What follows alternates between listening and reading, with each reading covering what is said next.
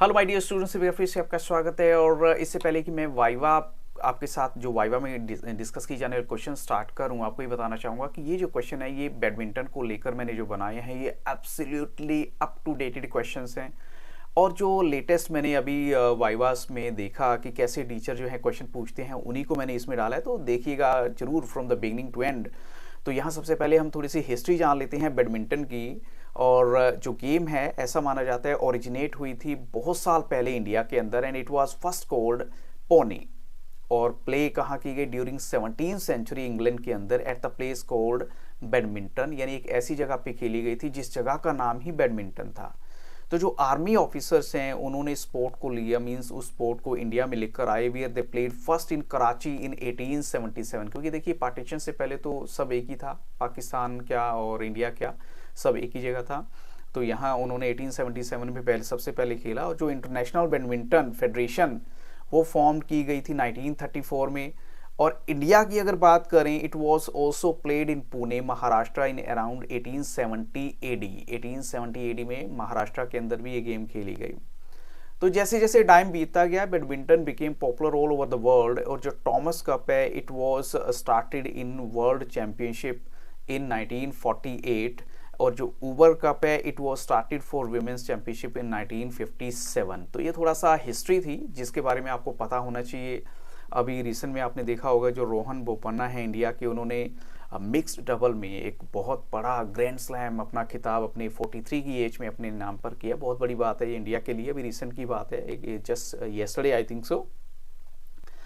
अब आपके साथ डिस्कस करूंगा ऐसे क्वेश्चंस जो आपका बैडमिंटन के लेकर जो डाउट क्लियर करेगा। जैसे इसमें कितने पोल होते हैं या पोस्ट होते हैं? तो 2 पोल होंगे, क्योंकि ऑफ कोर्स एक इस साइड एक उस साइड होगा। प्लेसमेंट क्या होती है उन पोल्स की, आपको उनकी प्लेसमेंट बतानी है, तो on the side lines of course, जैसे दोनों ग्राउंड के बीच की साइड लाइंस पे होते हैं। हाइट क्या होती है उन पोल्स की, ये ऑफ कोर्स मैं थोड़ा सा इसको करेक्ट करूंगा। हाइट क्या होती है?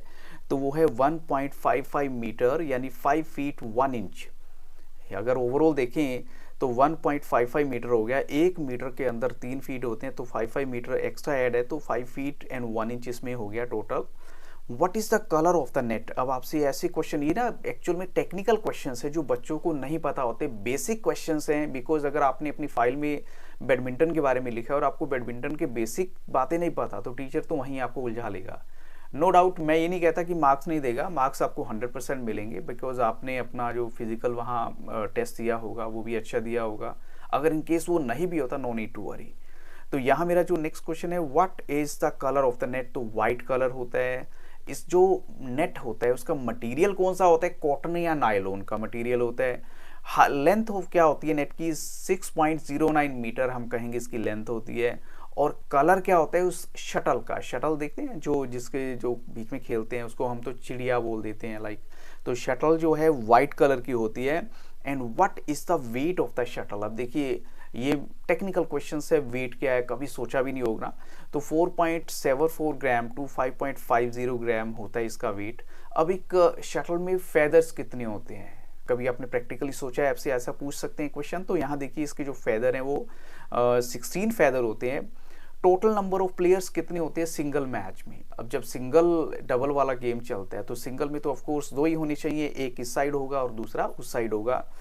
ऐसे अगर आपसे ये पूछ लिया जाए कि टोटल नंबर ऑफ प्लेयर्स बताइए डबल्स मैच में, डबल्स मैच में क्या होता है? यानी जब एक टीम के 2 प्लेयर होंगे, तो जब एक टीम के 2 प्लेयर होंगे तो एक साइड 2 प्लेयर और दूसरी साइड 2 प्लेयर, तो यानी टोटल कितने हो गए? 4 प्लेयर्स हो गए, यानी 2 प्लेयर्स ईच साइड आ जाते हैं इसमें।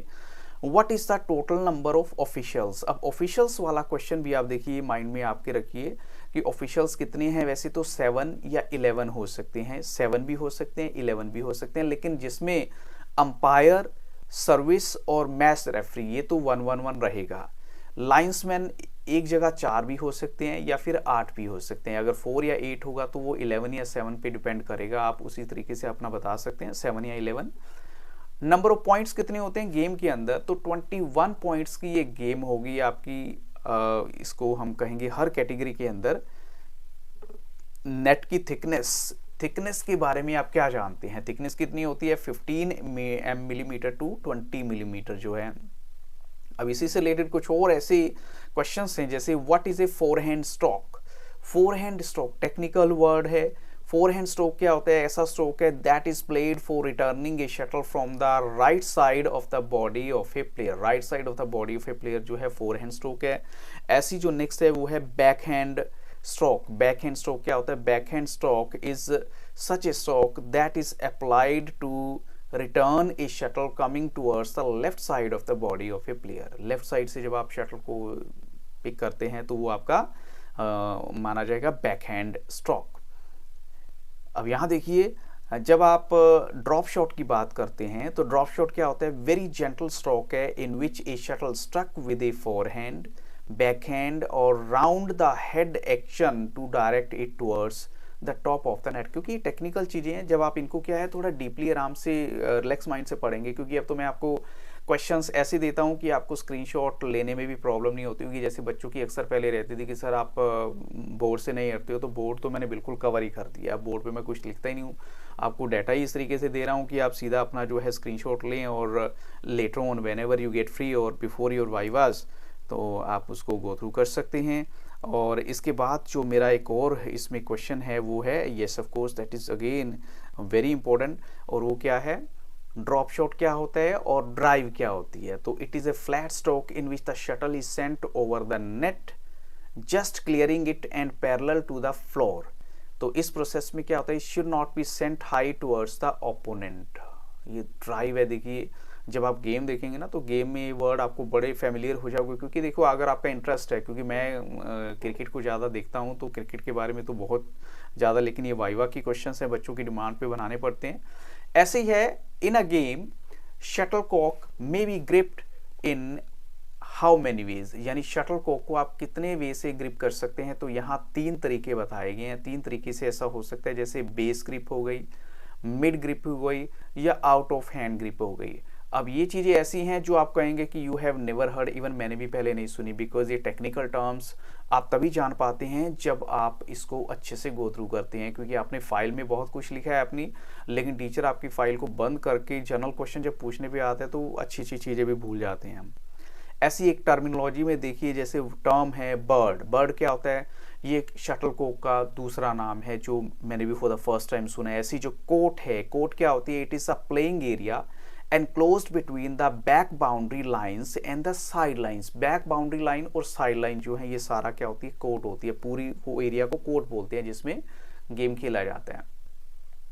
लेट क्या होता है?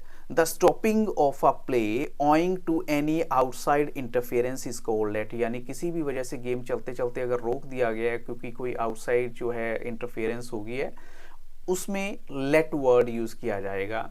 यानी अगर आपसे टीचर आपका पूछता है कि game all of a sudden रोक दी गई है किसी वजह से, तो उसको क्या नाम देंगे? तो आप स्टॉप नहीं बोलेंगे, आप बोलेंगे लेट।